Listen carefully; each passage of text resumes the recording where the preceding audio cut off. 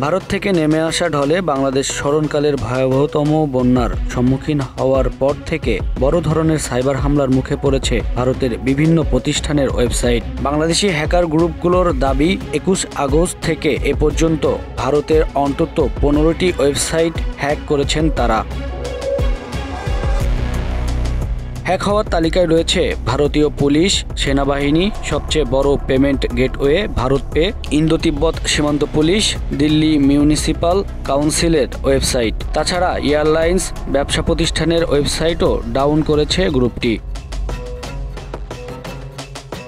কখনো ভারতের সঙ্গে, কখনো মায়ানমারের সঙ্গে, আবার কখনো বা পাকিস্তানের হ্যাকারদের সঙ্গে বাংলাদেশের হ্যাকারদের সাইবার যুদ্ধ এতদিন বিচ্ছিন্নভাবেই আমরা দেখতাম। কিন্তু সত্যিকার অর্থে বাংলাদেশি হ্যাকারদের সামর্থ্য আসলে কতটুকু? প্রশ্ন হচ্ছে, বাংলাদেশের হয়ে কারা করছেন এসব হ্যাক? বাংলাদেশি বা কতটা শক্তিশালী হ্যাকিংয়ে? সারা বিশ্বে 918টি স্বীকৃত হ্যাকার গ্রুপ রয়েছে। এর মধ্যে শীর্ষে রয়েছে বাংলাদেশের hacker group grey hat hacker. একই সঙ্গে এই হ্যাকার টিমটি পৃথিবীর অন্য একটি তালিকায় পৃথিবীর সেরা 50টি হ্যাকার টিমের মধ্যে 32তম অবস্থানে রয়েছে। এছাড়াও বাংলাদেশের অন্যতম হ্যাকার গ্রুপ টাইগার মেট। বাংলাদেশের এই জনপ্রিয় হ্যাকার গ্রুপটি আন্তর্জাতিকভাবে পরিচিতি লাভ করেছে তাদের ডিফেন্সমেন্ট আক্রমণের জন্য।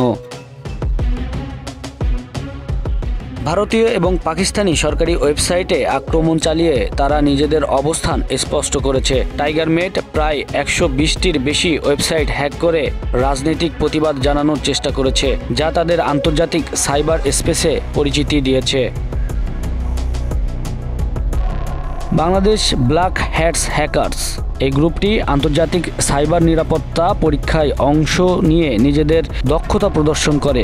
তারা বিভিন্ন দেশের ওয়েবসাইটে দুর্বলতা খুঁজে বের করে সাইবার নিরাপত্তা সচেতনতা বাড়াতে কাজ করে। যদিও তাদের হ্যাকিংয়ের সংখ্যা অজ্ঞাত, তবে তাদের কার্যক্রম বিশ্বব্যাপী সাইবার নিরাপত্তা দুনিয়ায় প্রভাব ফেলছে। ব্ল্যাক ড্রাগন গ্রুপটি সামাজিক মিডিয়া এবং সরকারি ওয়েবসাইটে আক্রমণ করে পরিচিতি লাভ করেছে।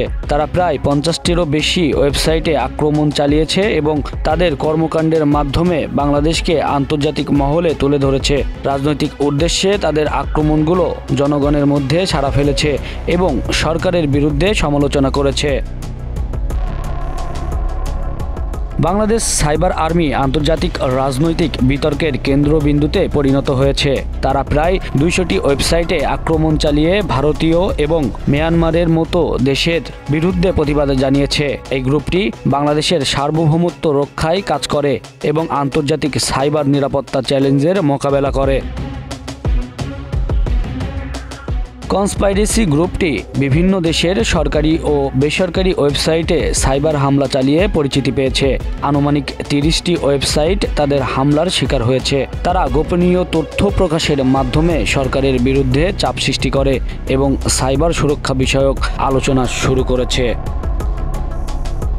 বাংলাদেশের হ্যাকার গ্রুপগুলো দেশের সার্বভৌমত্ব, রাজনৈতিক অবস্থান এবং সামাজিক ন্যায়বিচার রক্ষার জন্য কাজ করছে। তাদের কার্যক্রম আন্তর্জাতিক মহলে বাংলাদেশের সাইবার নিরাপত্তার প্রতি একটি নজির স্থাপন করেছে।